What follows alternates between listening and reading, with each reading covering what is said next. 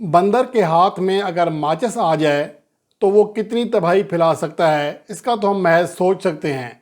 लेकिन अगर मोहसिन नकवी या ज़का अशरफ जैसे लोगों के हाथ में क्रिकेट बोर्ड के मामलात आ जाएं तो कितनी तबाही हो सकती है, वो हम आसानी देख सकते हैं। पाकिस्तान क्रिकेट टीम मौजूदा वक्त में ऐसे बहरान से दो चार हो चुकी है जैसा कि 96 की या 90s की दिहाई में वसीम अकरम के दौर में थी, जब उनके खिलाफ अलम बगावत तमाम सीनियर प्लेयर्स ने खड़ा कर दिया था। और अब लगता ऐसा है कि शाहीन अफरीदी ने भी वही काम कर दिया है। वो एक तरह से खुल्लम खुला बगावत पर उतर रहे हैं। इसमें कुछ शाहीन अफरीदी की भी गलती है, लेकिन बड़ी गलती जो है वो पाकिस्तान क्रिकेट बोर्ड की है। अब यह मामलात क्या हैं? मामलात ये हैं कि हम हर किसी को बग़ैर कोई नोटिस किए, बग़ैर कोई जांचे, बग़ैर हक़ाइक़ देखे बड़े बड़े ओहदे दे देते हैं। शाहीन अफरीदी बड़े कद का लेकिन छोटे दिमाग का एक ऐसा खिलाड़ी है जिसका अंदाज़ा आप उसके रिव्यू से ले सकते हैं। तो आप इसके मिजाज का आपको आइडिया होना चाहिए था।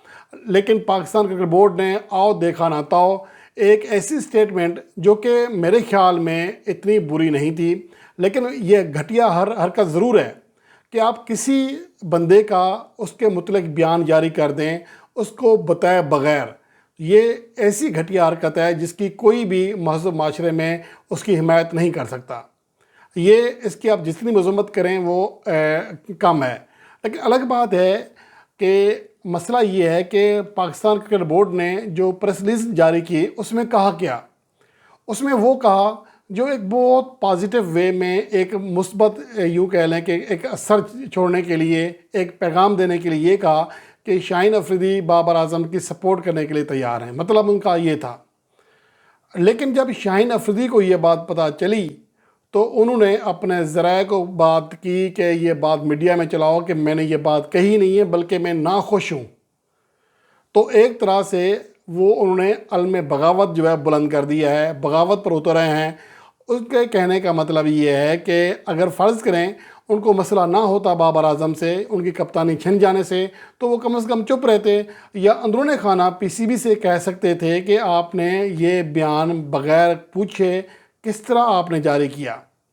और हर कोई बाबर आज़म नहीं होता जिनकी आप जो व्हाट्सएप चैट हैं वो आप टीवी स्क्रीन पर ख़ुद बैठकर लीक करवाएं और वो खामोश रहे। ये शाहिद अफरीदी का दामाद शाहीन अफरीदी है जिससे आप ऐसी तवक्को कर सकते हैं। और अब आगे जो होने जा रहा है बहुत ज़्यादा ख़तरनाक है। और इसी का आइडिया मोहसिन नकवी को अब जाकर हुआ है जब वो अपने हाथों से आधा घर जला चुके हैं। अब वो दौड़े दौड़े जा रहे हैं काकोल, जहाँ पर वो शाहीन अफरीदी की मिन्नतें करेंगे, उनको समझाने की कोशिश करेंगे, ये कहेंगे कि यार आप मट्टी पाओ, बस जिस तरह किस तरह करके चल जाओ।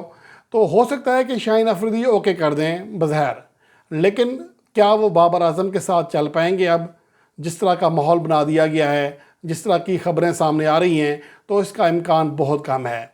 और ये बात वाज़ेह है कि एशिया कप 2023 और वर्ल्ड कप 2023 में पाकिस्तान टीम की जो शिकस्तें थीं वो हकीकी शिकस्तें नहीं थीं। वो शिकस्तें पाकिस्तान को कराई जा रही थीं ताकि बाबर आज़म को नाकाम किया जाए।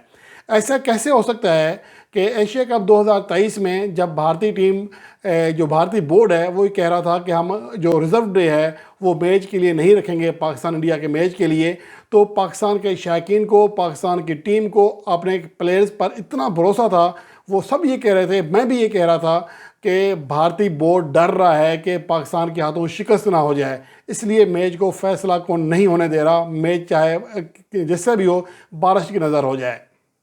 और हकीकत में ऐसा था क्योंकि 2021 से 2022 तक पाकिस्तान टीम की जो परफॉर्मेंस थी और एशिया कप 2023 से पहले वो सबसे बेस्ट थी। दुनिया में सबसे ज़्यादा फतह और शिकस्त का तनासुब वनडे फॉर्मेट में पाकिस्तान टीम का था। और पाकिस्तान टीम हार्ड फेवरेट थी एशिया कप के लिए भी और वर्ल्ड कप 2023 के लिए भी। लेकिन बाद में क्या हुआ, यकायक पाकिस्तान टीम चेंज हो गई, पाकिस्तान टीम को शिकस्तें होने लगी, सब कुछ बिखरने लग गया। पाकिस्तान को समझ नहीं आ रहा था कि अब क्या पाकिस्तान टीम श्रीलंका से भी जीत सकती है। हमारा मोरल इतना डाउन हो गया। तो ये सारा कुछ ऑर्गेनिक नहीं था, ये प्री प्लान था। अब वो प्री प्लान पस से पर्दा हो रहा था, अब वो खुलेआम होगा। अब शाहीन अफरीदी ने जिस तरह अलम बगावत बुलंद किया है, अब वो खुलकर बगावत पे उतर रहे हैं और ये सूरत हाल किसी भी तरह पाकिस्तान क्रिकेट के लिए सही नहीं है। اور یہاں تک کہ بابر اعظم کی جو کپتانی کی ریٹرن ہے اس کے حوالے سے اگلی ویڈیو میں آپ کو بتاؤں گا کہ بابر اعظم کو کپتانی کے حوالے سے جو فیصلہ کیا گیا ہے وہ کتنا صحیح ہے یا کتنا غلط ہے۔ لیکن اہم بات یہ ہے کہ جب شاہین افریدی کو پتا تھا کہ بابر اعظم کو غلط طریقے سے ہٹایا جا رہا ہے، اگر وہ اس سازش میں ملوث نہیں تھے تو خوشی خوشی یہ عہدہ کیوں قبول کیا تھا؟ جب ان کی واٹس ایپ چیٹ لیک کی جا رہی تھی، جب ان کو دوران ٹورنامنٹ پریشرائز کیا جا رہا تھا کہ اگر اچھے نتائج نہ ہوئے تو ہم ورلڈ کپ کے بعد کپتان تبدیل کر دیں گے، ٹورنامنٹ کے دوران اس طرح کے بھونڈے بیان کوئی نہیں دیتا۔ اب یہ ذکا اشرف سے کوئی پوچھے جو بھنڈ مار کے گئے ہیں، اس کا جواب دے کون ہوگا؟ اس بندے نے ایک ایسے کھلاڑی کو جو ذہنی طور پر ابھی بچہ ہے اس کو کیپٹن بنایا، جس کی کارکردگی کا، جس کی فٹنس کا لیول یہ ہے کہ ہر اہم موقع پر وہ انفٹ ہو جاتا ہے۔ آپ دیکھ لیں کہ T20 ورلڈ کپ 2022 کا فائنل اگر اس میں شاہین افریدی آخری اوور کرا لیتے تو پاکستان ٹیم کی جو فتح تھی اس کے چانسز بہت زیادہ تھے۔ جب وہ بولنگ کرا رہے تھے تو معین علی یا دیگر جو انگلش بیٹسمین تھے وہ رنز نہیں کر پا رہے تھے اور ان کے اوپر دباؤ بڑھ رہا تھا، لیکن جیسے ہی پارٹ ٹائمر افتخار احمد آئے صورتحال بدل گئی اور میچ پاکستان کے ہاتھ سے نکل گیا۔ اس طرح پاکستان ٹیم چیمپئن بنتے بنتے رہ گئی۔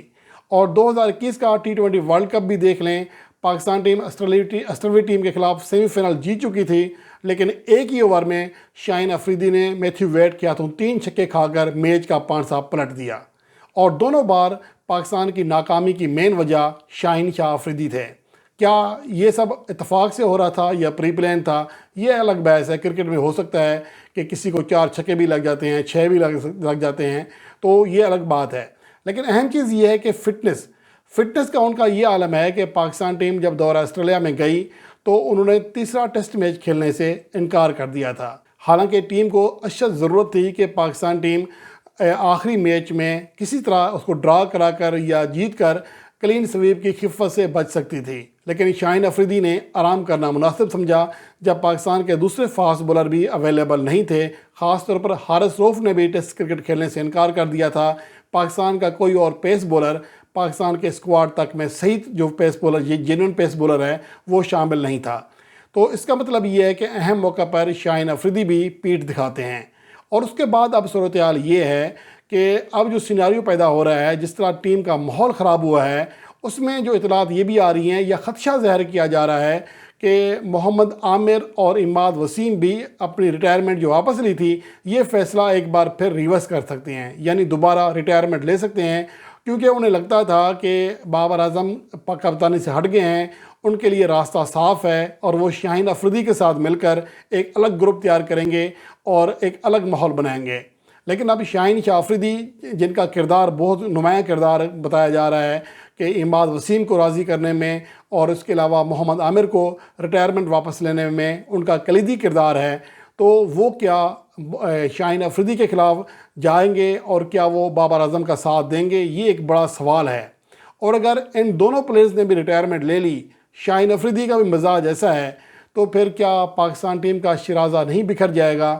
یہ ایک ایسے سوالات ہیں، ایک ایسا ماحول بنا دیا گیا ہے پاکستان کرکٹ ٹیم کا، جس کو یوں کہہ لیں کہ بندر کے ہاتھ میں اگر ماچس آ جائے وہ بھی شاید اتنی تباہی نہیں مچائے گا جتنا کہ محسن نقوی نے پاکستان کرکٹ بورڈ کی ماچس تھام کر کرکٹ بورڈ کے گھر کو آگ لگا دی ہے۔